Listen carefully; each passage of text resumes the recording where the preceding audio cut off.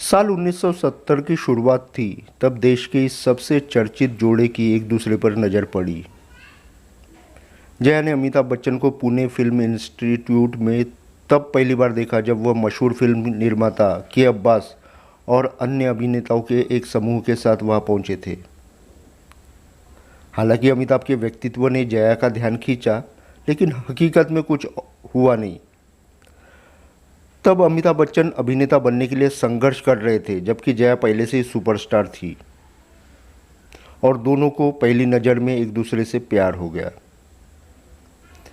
जया के मुताबिक अमिताभ बच्चन को उनके पतले होने की वजह से कई तरह के ताने सुनने पड़ते थे।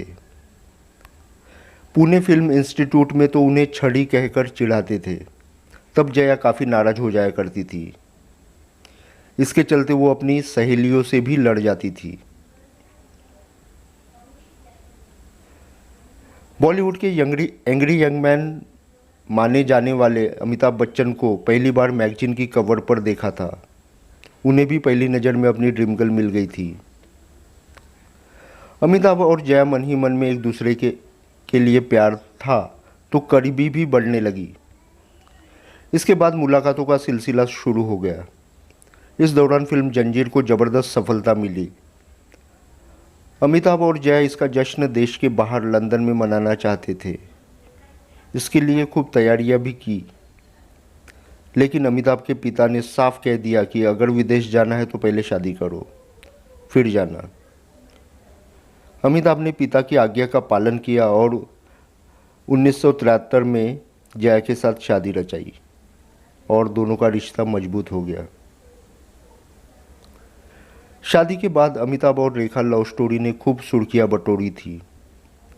दोनों के बीच लव अफेयर की खबरें रोजाना अखबार और मैगजीन में पढ़ने को मिलने लगी थी।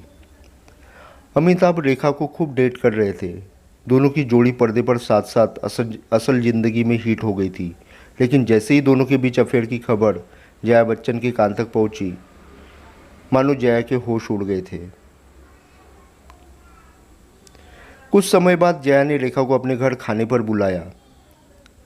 रेखा हैरान हो गई। रेखा किसी तरह खुद को संभालते हुए अमिताभ के घर पहुंची।